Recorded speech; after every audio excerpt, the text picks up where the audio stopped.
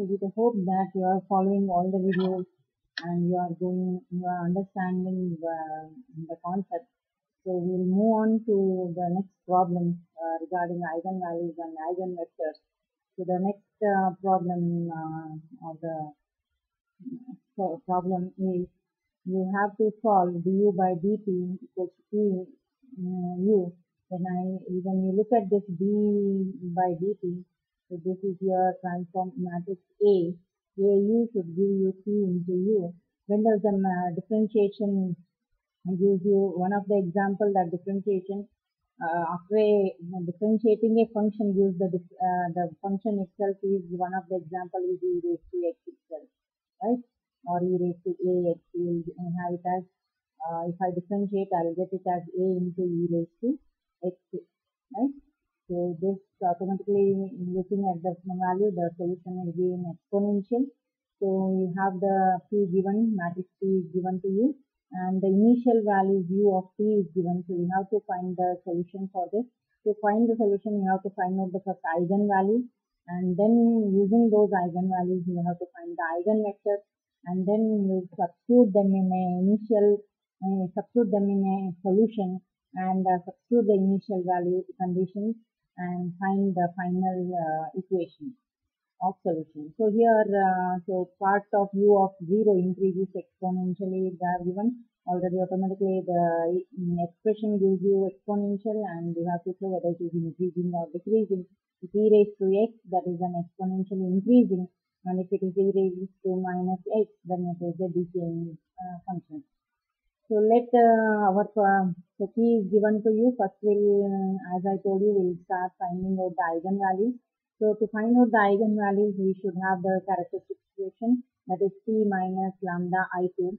So instead of a, the matrix is represented as p. So p minus lambda I2 or lambda I, you can say it as I2 or I2, just indicating that it is a 2 cross 2 matrix because p is also 2 cross 2. That's all. Otherwise, just writing I is also understood that it is a 2 cross 2 matrix because of the P. So the diagonal, you can see the diagonal values are being subtracted with this lambda because the identity matrix contains only the non-zero elements in the diagonal. So you have this expression, just find the determinant, cross multiply that AD minus BC equals to 0. Then we'll have this expression. So I'm just expanding a square plus b square minus 2ab, so I'm getting this expression, and when these two get cancelled, what is left out? Lambda square minus lambda equals to 0. So what will be the roots of the expression? So lambda, if I take outside lambda minus 1, then it equals to 0. So that gives you what? Lambda equals to 1 expression. Either lambda has to be 0 or lambda has to be 1. So I can have the two roots. I can call it as lambda 1 and this as lambda 2. So these are the eigenvalues. So in making use of these eigenvalues, let us find the eigenvectors. So how to find out the eigenvector? Same expression. You have that characteristic expression, that is a minus, that is p now, p minus lambda I.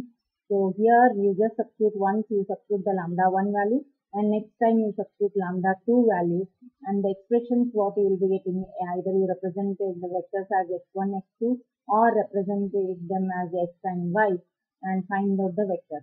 So each vector, lambda 1 will give you one of the vector, and lambda 2 will also give you one set of vectors. So here you can see I have done p minus lambda 1 I. So 1 by 2 diagonals have been subtracted with a lambda, and just substitute that lambda 1 value as 0. So when you substitute this lambda 1 as 0, so this is lambda 1. So you will be having, and multiply with x into y equals to 0, 0. That is this whole expression. You have to multiply with the x value, that is vector value, and equate it to 0. So I have taken this one x and y and just equate them. What you will find out? You get the equation 1 by 2 x plus 1 by 2 y equals to 0, and another 1 by 2 x plus 1 by 2 y equals to 0. Both the equations are same. From this, I will have one solution, that is x equals to automatically minus y. So I'll just say that the value, let me take y equals to alpha. If I'm taking y equals to alpha, what happens to the x? X also becomes minus alpha. If I am taking y equals to minus alpha, I'll get x equals to alpha. So depend on what you take. So here we just use an alpha value, that is nothing but it is multiplied with these are the basic values, and these vectors values have been multiplied with a scalar quantity alpha. So I am taking it as alpha. Instead of taking 1, let me take some constant like other constants. Usually one of the habit is taking y equals 1. This also can be done, and x will be minus 1. So instead of this, let me take some different scalar value. So I call it as an alpha. That's all. So here you get two vectors, one vector minus 1 and 1. And now instead of alpha 1, we'll just go to alpha 2 and find out the second vector x2 x2. So here again I have the vectors x2 is represented with x and y variables, and you just substitute lambda equals to lambda 2 equals to 1. So you'll be getting this becomes your minus 1 by 2, and this becomes your minus 1 by 2. So any one of the expression can give you x and y. From the first expression, I will be getting it as 1 by 2 x, and here plus 1 by 2 y. So this is equals to y. Okay. So what I'll be having, so looking at this, you will be getting it as x equals to y. So when x equals to y, so you can take it here in constant, different constant as beta. So I can write it as instead of y equals to 1 and x equals to 1, I am taking the constant beta scalar value beta. So beta, if I am taking outside, it is common value, that is the standard value 1 comma 1. So now the standard equations that you will be writing solution will be in the form of constant and like a polynomial expression, that is constant here and multiplied with the vector into e raised to lambda x. For differentiation, we will have the solution as e raised to lambda 1x for the differential equation. So e raised to lambda 1x, and here c2 x2 vector e raised to lambda 2x. This is the standard form of the solution. Just insert the values of the vector x1 and insert the values of the vector x2, and you get x1 when the lambda 1. So substitute this alpha 1 and alpha 2. Lambda 1 and lambda 2. This lambda 1 was 0 and lambda 2 was 1. Just substitute them, and you will be getting what? X1 value, taking the alpha outside, I'll be getting 1 and 1. These are the basic fundamental values. Minus 1, 1 and 1, 1 I had got. So same I am substituting here. And the expression becomes what? You will get this expression, simplified expression. Now you have u of t here. Just this is your u of t, and substitute t equals to 0 in this expression. You will get one expression as c1 minus c1 plus c2, and c1 plus another value as c1 plus c2, and the first row should be equals to 5, and the second row should be equals to 3. And when you have these two equations, you can find out two unknown c1 and c2 from this. So find out the c1 and c2 expressions using that. After finding out, just substitute in the standard expression of the solution, that is c1 is minus 1 x1 factor, and e raised to, it was lambda 1x, lambda 1 was 0, so that is e raised to 0 is 1. So you have first expression. This second expression, in the second term you can say 4, that is c2, and the second vector x2 e raised to lambda 2x, lambda 2 was 1. So this becomes your exact solution of u of t, right? So this is how you can see that there is an increase in the exponential. It is increasing with a factor x of 1, right? Yeah, it is not minus x, so it is not decreasing, it is increasing as told in the problem. So moving on to the next problem, you have here, find the eigenvalues and eigenvectors of A. So the matrix is given. You have a matrix that 3, 4, 2, 0, 1, 2 and 0, 0. Check that lambda 1 plus lambda 2 plus lambda 3 equals the trace. As you know that the eigenvectors, when you add them, it is the sum of the diagonal matrices. So that we call it as a trace. And the multiplication of the eigenvectors, eigenvalues should be equals to the determinant. You have to verify that.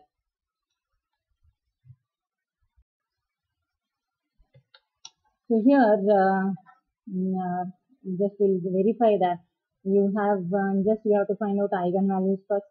So I have the eigenvalues. For that, I have to substitute in the characteristic equation. All the problems related to this are the same procedure. So 3 minus, you can see here the diagonal matrix have been subtracted with a lambda, right? And just taking, you can expand this and find out the determinant. So here I am having 3 minus lambda.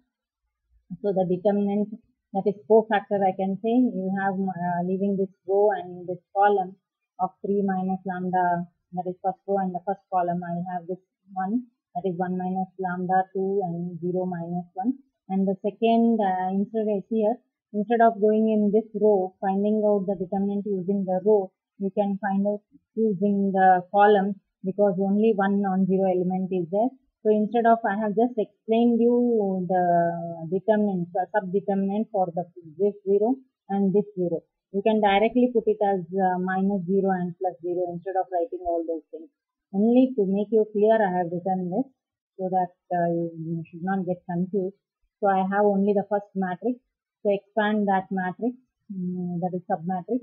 If I expand this, the determinant is 1 minus lambda into minus lambda, and this becomes 0.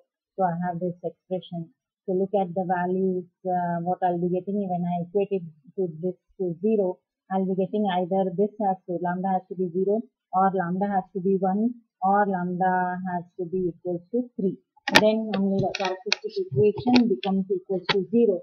So you have what? You have the three expressions here.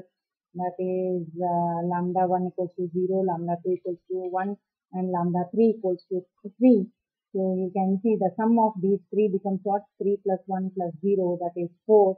And you can see the diagonal element values. So here is your diagonal, 3 plus 1 plus 0, that is 4. So you have that 4 expression. So that is trace. The addition of the eigenvalues is equals to the trace, that is verified. And then the product becomes what? The product of this becomes 0, and that is equals to the determinant. And what is the value of the determinant?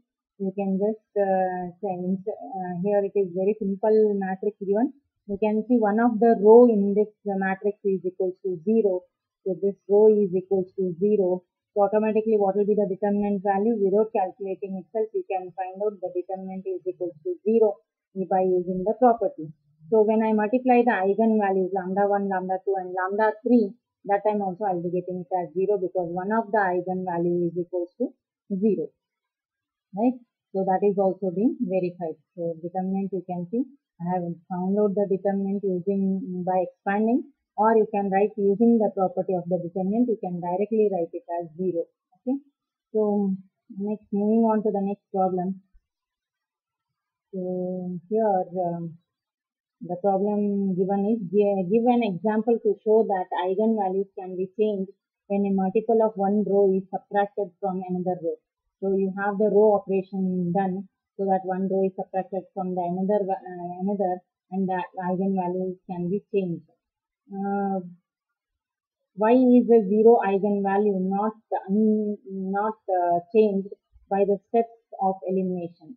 That is, 0 eigen is not changed, but the non-zero eigenvalues are changed. So you have to show that. To show that, we have to take one example. So I'll take that example as determinant of size 2, or a matrix of size 2. See here, 0 is an eigenvalue of some matrix only and only if that matrix have the same values in all rows, or all rows is the product of one row, which means this matrix A is A11, A12, if this is the matrix. And if you want, you have to show that 0 eigenvalues are not changed. So the one of the eigenvalue has to be 0. If the one of the eigenvalue has to be 0, that automatically means determinant has to be equals to 0. If the determinant is equals to 0, then the product of the eigenvalues that we saw in the previous problem was equals to 0. So for that, I have either the one of the rows should be dependent on the other rows. It should be either the multiple of that, or in the row itself has to be 0. So here, keeping all those in mind, we can have, and 0 we can write that I'm taking here that A11 is C times of A21, and automatically A12 also is C times of A22. So you can, if I subtract, I'll be getting like if I multiply A2, that is A11 minus C times of A21, then the one of the row can be made equals to 0. So the matrix is singular, right?